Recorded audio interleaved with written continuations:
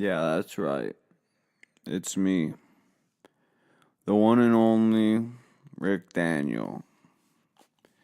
And we're here for another episode. An episode of what, you might ask? Well, I'm forced to tell all. Tell all of what?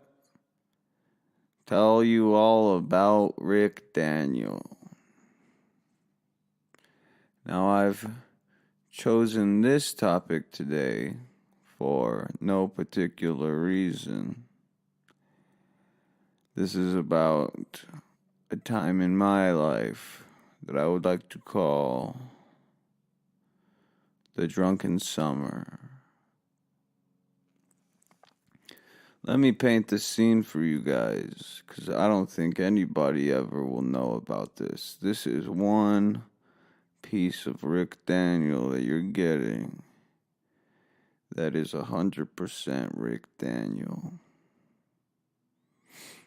No one out there will know this story of Rick Daniel or who Rick Daniel was at this time. Because this was before Rick Daniel sought the limelight. This was when Rick Daniel was trying to figure out who Rick Daniel would be. When there was only one mask to wear, and that was the Rick Daniel mask to wear. Let me take you on this tale of my youth and a time in my life that changed many things for me. Gave me much insight on the person I wanted to become. The Drunken Summers.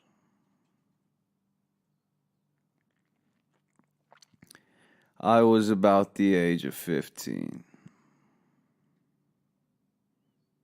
Yeah, I was 15 years old or something like that.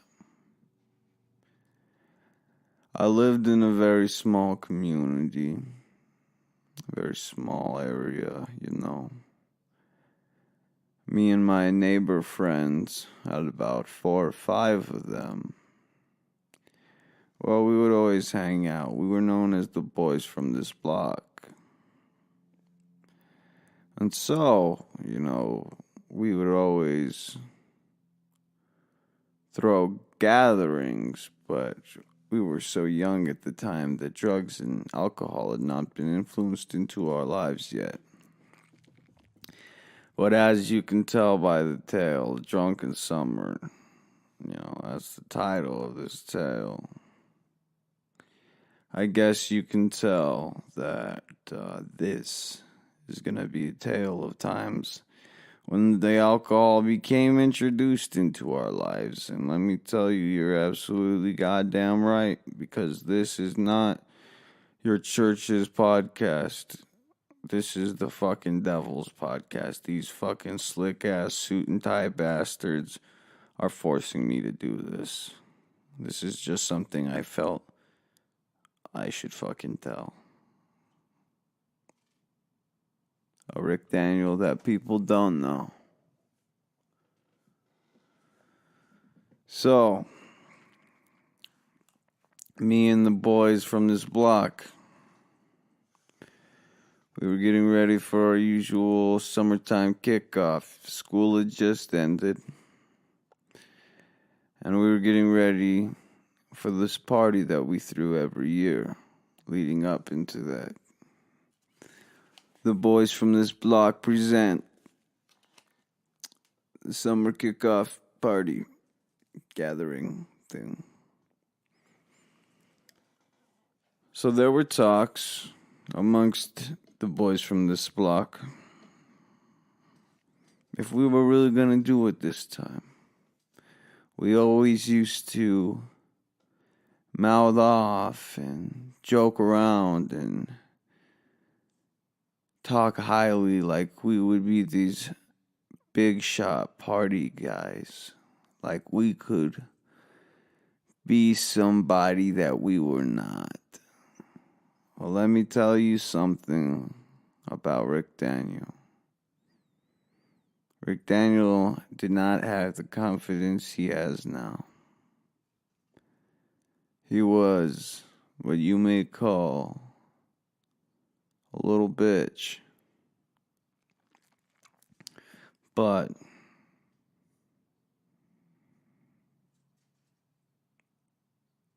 we did it. We got our friend Tommy, Tommy from the next block over. We got his mom to go pick us up some beers. We gave her about $100. We said, buy some beers, buy some liquor. We're going to make some punch. We're going to spike that punch. We're going to get fucked up. And she replied, that's fine.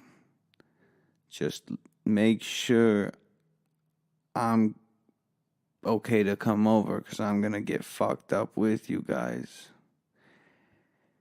Now, the boys from this block were not very excited about this.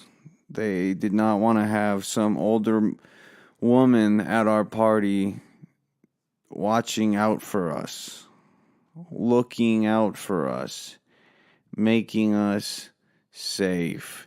Drinking is fun if you're responsible. We did not want that. This was the summer kickoff house gathering or something like that from the boys from this block. So, we told her no. She said, fuck off. She threw all of our money back at our face. She said, you're fucking scum. You're fucking nothing. Your party's gonna be shit. Your party ain't gonna be great. I'm gonna fucking call the cops on it. I know where all your motherfuckers' houses are. So what we had to do is we had to beat the shit out of Tommy. Tommy from the other block had to get his ass kicked because his mom didn't know how to fucking handle herself and she wanted to be a part of these fucking parties. Now, we found another person whose mom would be willing to buy us some fucking booze. His name was Bobby. Now, Bobby was a pretty chill cat. He just asked his mom, hey, can you go pick me up, my friends, up some booze and some liquor? She said, sure, but once I get it, you guys better fuck off with that shit because I'm not responsible for your asses. We said, yes, that's exactly what we want. That's exactly what we need. Can you please go get us those fucking booze? She came back with her backseat loaded full of beers and liquor. She told Bobby, take the fucking car. If you get caught, I'm fucking saying it's stolen. Get the fuck out of here. We bounced out of there. We get the fuck going.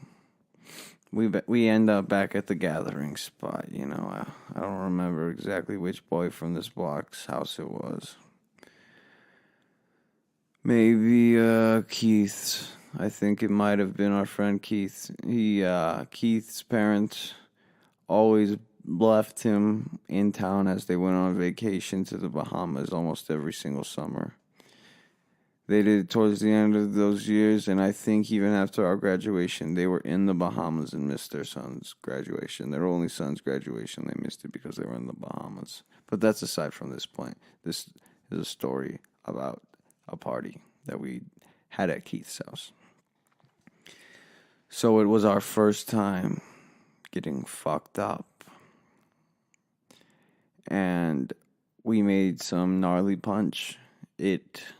We had about 2 bottles of punch. We poured about 3 bottles of vodka. We poured 1 bottle of that punch in there, and that was that. If people had problems with it, they could fuck off and suck a dick. Eat a clit, who cares? We don't give a fuck. The boys from this block were crazy. So, we're raging, we're having a good time, everybody's drinking the beers, the liquor's moving well, it's flowing down everybody's throats, it's bumping through our bloods. The boys from this block are happy. Now me, I'm watching everything happen from the far side of the yard, I'm just anxious. I'm getting kind of fucked up. I could feel my legs tingling, and when I would walk, I could not feel my body moving. I could only just contemplate that I was doing such a thing, and it was weird and it was strange, and I don't know what the fuck else to tell you about it, but that's how I was feeling. Anyway, anyhow. So I'm watching this party break out, Bobby's fucking the champion. Everybody's loving that motherfucker. He came through clutch. He fucking got us the booze. He got us the liquor. And his mom told us to fuck off. Fuck off and don't ever come back here with that shit till it's all gone. So what did we do? We fucking tried to kill all that shit in that night. Little did we know there would be a little revenge plot happening, brewing the next block over, Tommy's mom was a little bit upset that we had to put Tommy in some fucking fist punches. Yeah, we put him in fist punches. In front of those fist punches, we beat the shit out of that kid. All because his mom wanted to party with some underage kids. What a fucking strange lady. Am I right? Anyway.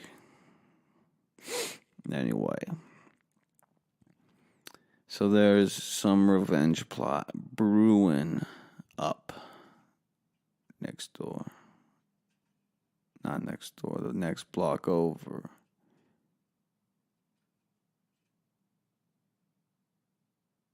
And what are we doing? We're just getting fucked up. We're just getting lit. This is all of our first times getting wasted. So we're just trash. The people that we invited over, they're trash. I couldn't say it was their first time, but everybody, from what I could tell, was trashed. Even myself. The room had not begun spinning just yet. But I remember hearing some car roll up, and it just had some fat music bumping, and we all turned, and we're like, what the fuck's going on? Because we knew it wasn't a cop. Obviously it's not a cop if a cop does not play gangster music in his car. And if that cop's fucking smart, because he's really given the impression that he's not a cop. But this was no cop. This was Tommy's mom. Tommy's mom and her big boyfriend, fresh out of prison. Now that big ass motherfucker came and just kicked that back door down, split the fucking wooden door right in half. And then he walked right up to Bobby because everybody was cheering on Bobby. Bobby was literally being treated like a king and royalty, to the fact that you would think that was Bobby's house because of how good of a party it was. So this big ass motherfucker, Tommy's mommy's boyfriend, picks Bobby up by the neck. And that shit was crazy. Had to take like 7 people to get Bobby down from there. This guy was like, you beat the shit out of Tommy's mommy's boy.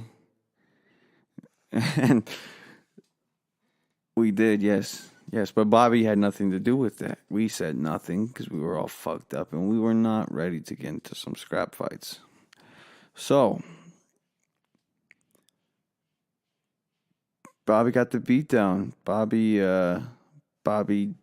got some fighting. Bobby got beat up. Bobby took that fucking pain, and he was the king for the night until that fight. And then